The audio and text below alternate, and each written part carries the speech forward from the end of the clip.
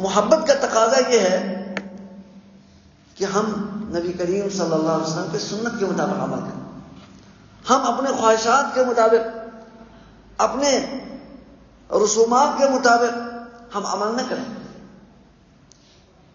آپ علیہ الصلوۃ والسلام کی تشریف آوری کا مقصد کیا ہے؟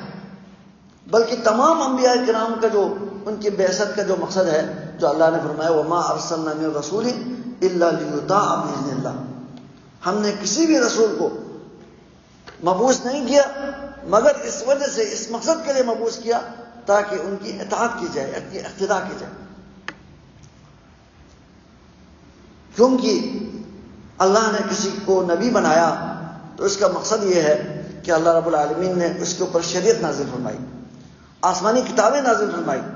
ہمارے نبی علیہ الصلوۃ والسلام پر آخری کتاب قرآن مجید نازل فرمایا، جو اللہ کا کلام ہے، جس میں رشد و ہدایت ہے، بلکہ رشد و ہدایت کی ضمانت ہے، کامیابی دنیا آخرت کی کامیابی کی ضمانت ہے.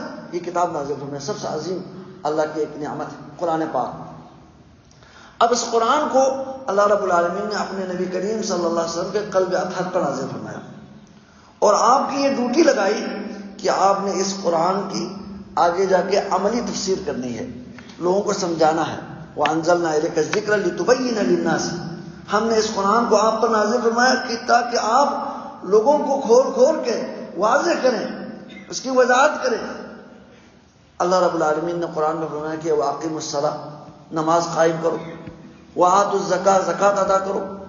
حج کے بارے میں فرمایا، روزے کے بارے میں فرمایا روزہ فرض ہے.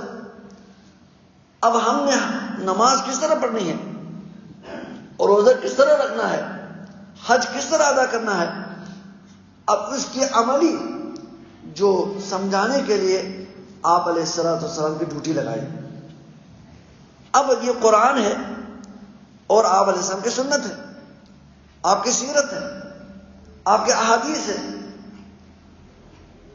اللہ رب العالمین نے آپ پر جو بھی حکم نازل فرماتے، نبی علیہ الصلوۃ والسلام امت کو، صحابہ کرام کو ان کے سامنے آ کر انہیں عملی طور پر دکھاتے کہ نماز یہ ہے، زکوٰۃ اس طرح دینی ہے، اور روزہ اس طرح رکھنا ہے، حج اس طرح کرنا ہے. آپ علیہ الصلوۃ والسلام نے نماز پڑھائی، پھر آپ نے یہ فرمایا کہ صلو کما رأیتمونی اصلی، اسی طرح نماز پڑھو جس طرح تم مجھے نماز پڑھتے ہوئے دیکھ رہے ہو. حج کیا، ہر موقع کے اوپر آپ یہ فرماتے تھے خذوا عنی مناسککم، مجھ سے حج کا طریقہ تم سیکھو دیکھو. پھر آپ نے بلکہ آپ کے جو آپ نے حج کیا ہجرت کے بعد، جو آپ نے ایک دفعہ حج کیا وہی حجۃ الوداع ہے، وہی آخری حج تھا. آپ نے ہر موقع کے اوپر لوگوں کو عمل کرتے ہوئے دکھایا، تم دیکھو مجھ سے حج کا طریقہ ادا مجھ سے سیکھو.